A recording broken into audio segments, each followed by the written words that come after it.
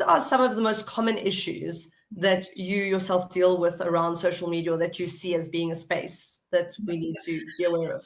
Yeah, so I think that the first big issue is this idea that freedom of speech is an absolute right. This idea, and it's something that we're seeing as America becomes more polarized.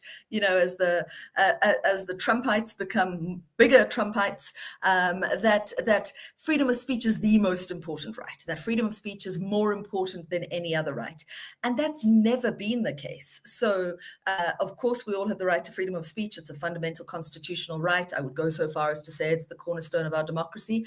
But it's not an absolute right. It's not a more important right than other people's rights. So my right to freedom of speech has to be balanced against your right to privacy and your right to dignity and your right to reputation, religion, equality. So it's this balancing act. Now, before the social media revolution, I used to spend days of my life going to speak to the journalists, especially the investigative journalists, especially the more controversial content.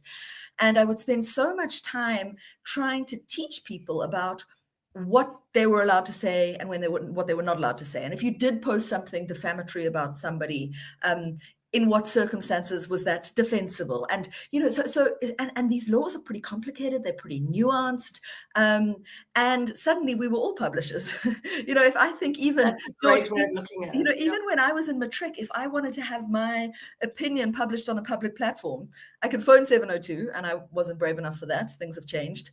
Or I could write a letter to the editor of the newspaper and hope like hell they published it. And that was kind of it.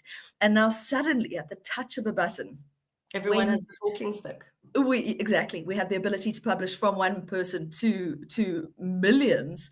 And once it's out there, it's out there. The mantra that I'm teaching even at primary school level is digital content is dangerous content. This idea that when something's digital, it's out of your control. It doesn't matter whether it's a WhatsApp message or a picture that you send as a disappearing view once message. As soon as that content exists, it is vulnerable to republication. And I think that that's what I'm seeing at the moment, to go back to your question, is that it's not so much people messing up directly on Facebook, Twitter, Instagram, although we do still see that. It's people messing up on more private platforms that get screenshot and captured and further distributed.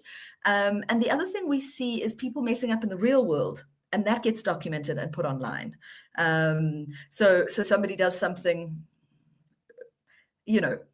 illegal, controversial, and it does come up in the horsey community. You see somebody beating a horse to try and get it in the horse box, and you film it and you put it online, or all the content at the moment about Oliver Townend after badminton, and we see that kind of thing. So naming and shaming, when people are allowed to say it, people not thinking about the consequences of what they're saying.